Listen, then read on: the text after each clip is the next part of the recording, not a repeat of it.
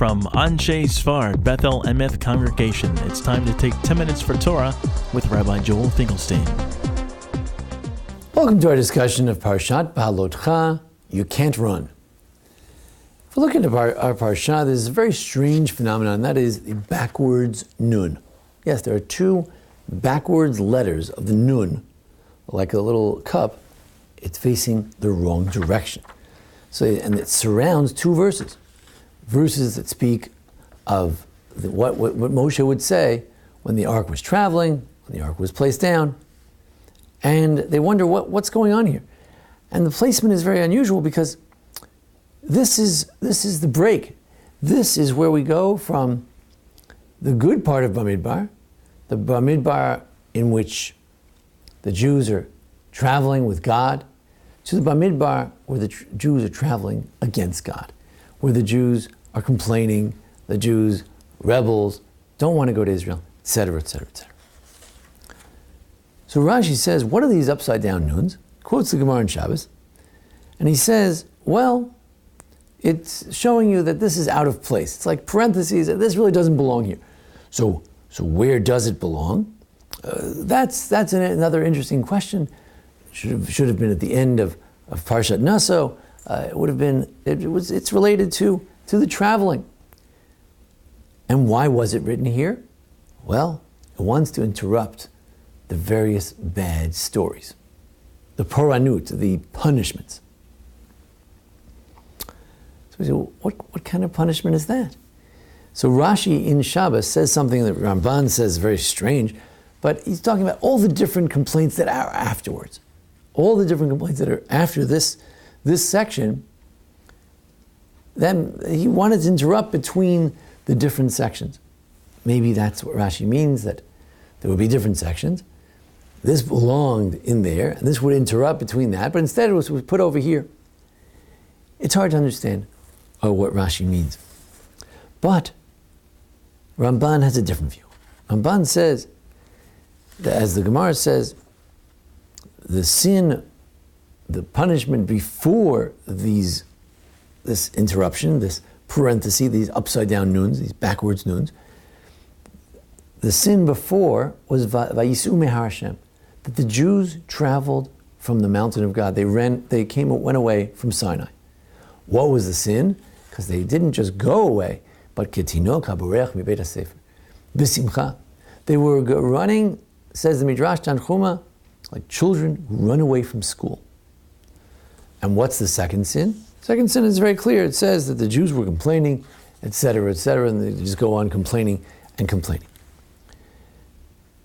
Now, if we think and we analyze, what does this mean, like a tinok haborech mibeit hasefer, a child who runs away from school? What mistake does a child make? Really, if we think about it, he's making three mistakes. Number one, he doesn't realize that guidance is good. When God gives us the Torah, it tells us how to behave. And that's good, to have guidance, to have guidelines, to have structure, even constraints. Number two, child doesn't realize that to grow, to learn more, that's always good. To grow and learn. Learning is not something you want to run away from. And thirdly, you can't run. You can't run from God. You can't run from morality. You can't run from your responsibility. And therefore, there's no point in running away from school, running away from Sinai. But then the Ramban says, well, that's a sin, but it's not a poranut. The Gemara didn't say that it wants to separate between different sins. We often say that that's what Rashi means, or the Gemara means, but it says actually to separate between poranut and paranut, between one sort of punishment and the other punishment. Well, we know the punishment for all this complaining, people died, but what was the punishment for running from the mountain of God? Comes the Ramban and he says, Shema, it could be, Ilmale hatam zeh hayam machnisam la'aretz miyad. If not for the fact that they were running away from God, he would have put them in Israel right away. There'd be no time for the complaints and the spies and the Korach. There'd be no time for this second half of the book of Bamidbar. They'd be running right into the land of Israel. In other words, the cardinal sin, of the Jews in the desert was not the complaining, not the idolatry. It wasn't the sin of the spies. The cardinal sin that delayed, that began the whole process of delay of going to Israel.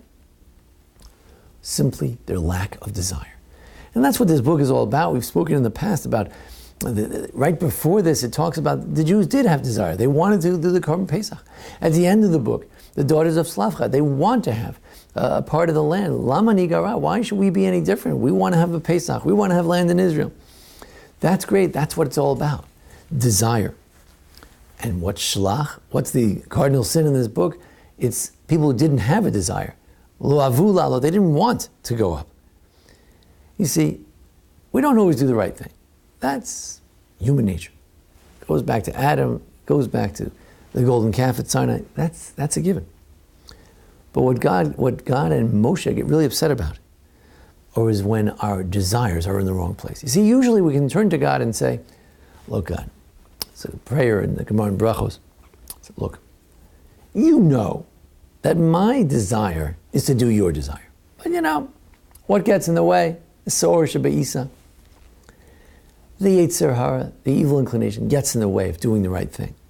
But you know that deep down, my real desire is to do your desire.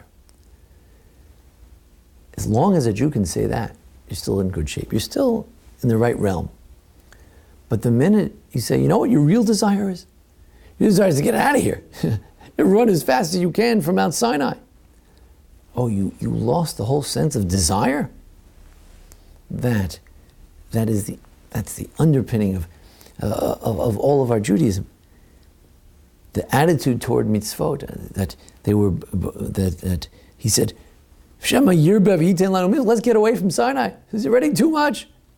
Right? We had the 10, and then now all the 613. If we stay there any longer, who knows how many mitzvos he's going to give us? That attitude, there's too many mitzvos, too hard to be a Jew, it's too much. It's not good that we don't want it. That's the biggest problem. Keeping it's the second step. The first question is, do we even want it? The question is, can you run from God? There's no point in running from God. There's a human condition. We're bound by moral strictures. You can't toss off your graduation cap and everything will be great, and go to the bar and have a drink and everything will turn out just great. You're always bound by moral strictures. Tomorrow morning you have to wake up and take care of yourself and your family. And you can't cast away your moral restraints. The Jews are running away. The Jews are running away. They lost that sense of what their innermost desire should be and always can be, or really is. When we can get back in touch, not with the child within, but the adult within, that's not running away from mitzvot, running away from responsibility, running away from doing what's right, from learning more and growing and being guided. But on the contrary, it's running toward it. When we get in touch with that inner self that our inner desire is to do God's will, then and only then can we reverse the trend of what happened here in this parsha, breaking up the book of Bamidbar from the good Bamidbar to the bad Bamidbar. Then and only then can we march forward on our destiny toward redemption, toward the end of our holy journey. Thank you for joining us here at the Anshe Sfar Beth Elameth congregation for our discussion of Parshat Balotcha. Join us each week for our discussion of the Parsha, the various holidays. Thanks to Jason Lefkowitz, our producer. Thank you. This has been 10 Minutes for Torah with Rabbi Joel Finkelstein. To learn more, visit ASBEE.org.